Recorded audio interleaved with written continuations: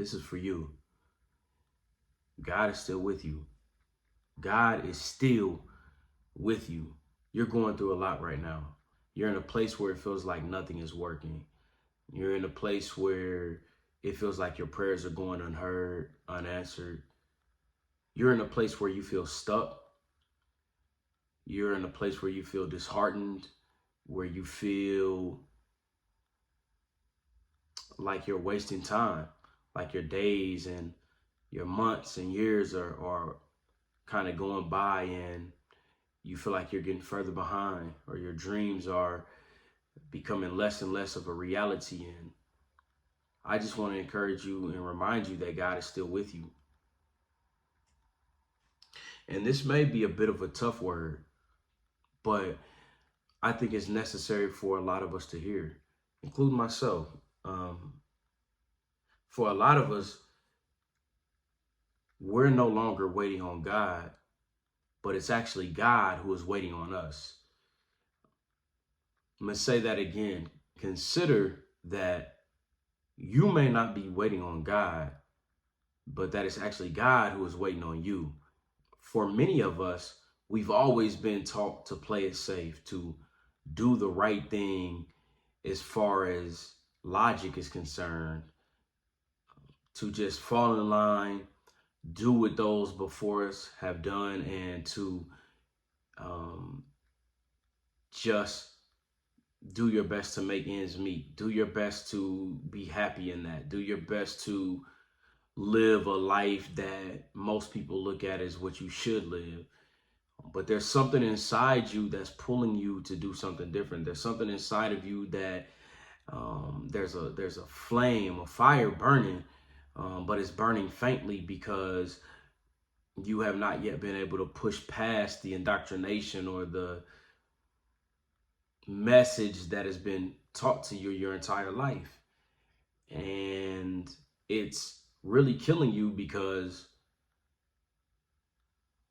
you are just doing what you feel you have to do instead of doing what you feel you were made to do and created to do.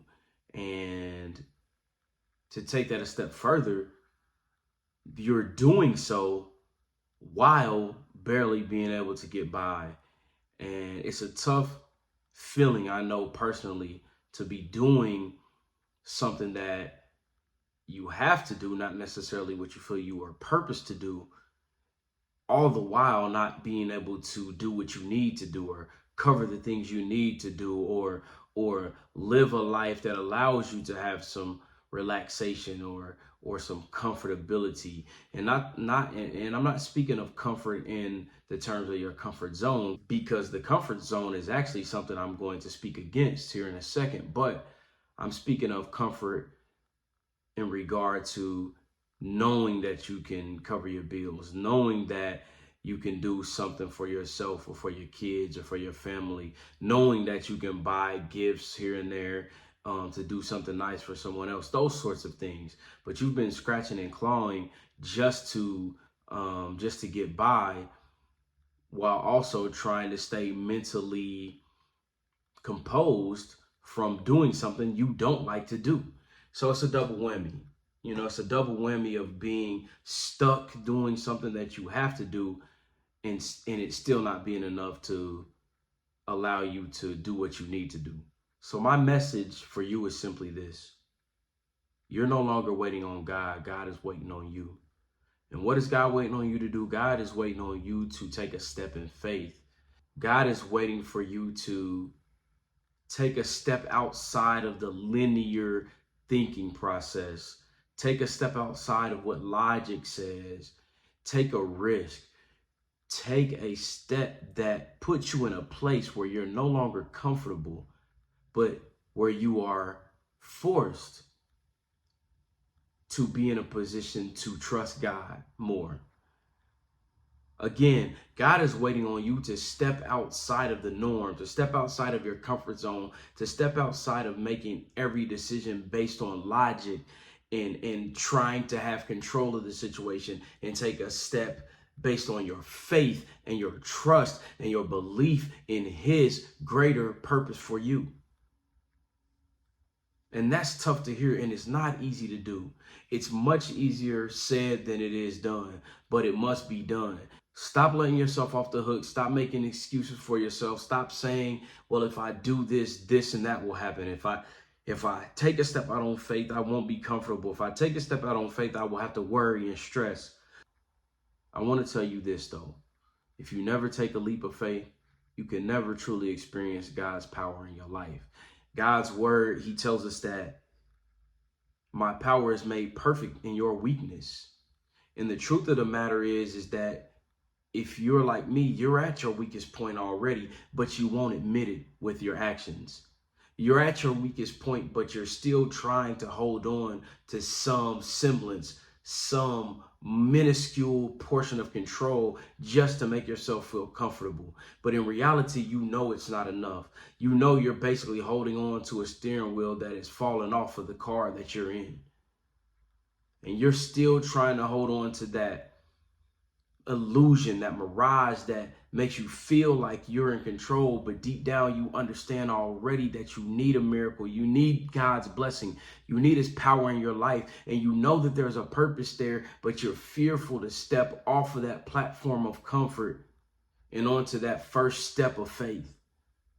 And that's what faith is. Faith is taking that first step even though you can't see what follows. And that's the whole premise of walking by faith and not by sight. We want to only take a step toward what we can see, what we can logically prove is a sure path, even though it may not be the path that takes us to where we feel free, to where we feel that we're on the path of our purpose. But the bottom line is this: you have to take a leap of faith in order to see the power of God truly be manifest, truly be made clear and evident in your life. God is waiting on you. God is waiting on you. You're not waiting on God. He's not just being silent to be silent. He's not just being patient because he wants you to wait for no reason. He's being patient because he knows he's already planted a seed in you that has confirmed what you should be doing. And so it's no longer about you needing confirmation or you needing a sign from God.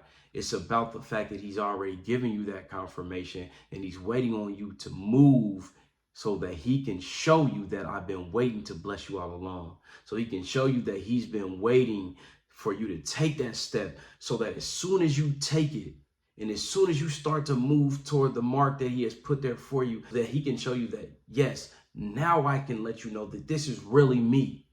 It won't help you to just drop it in your lap without you taking a step of faith. It won't help you. It will really hurt your faith. It will really destroy your faith, because it will make you feel that you don't need to do anything in order to see God's power in your life. But the fact of the matter is, God is requiring you to move so that when he picks you up, so that when he puts his power behind you, so that when he blesses you for that faith, that you will know without a shadow of a doubt that it was him who stepped in, and that he was always there waiting on you. So I just want to encourage you today. I know your pain is real. I know your hurt is real. I know your struggle is real. But God is real, and God is waiting on you. What do you need to do to take that step? What do you need to cut off? What do you need to get rid of? How long do you need to fast? What do you need to fast from? What do you need to pray about? Whose voice in your head do you need to silence so that you can listen to the voice of God? God is with you, and he's waiting on you. I'm praying for you, and I'm in the boat with you. I'm in the battle with you. And my prayer is that we can see God's calling on our life for what it is and answer the call. I'm going to holler at you next time. But until then, I'm gone.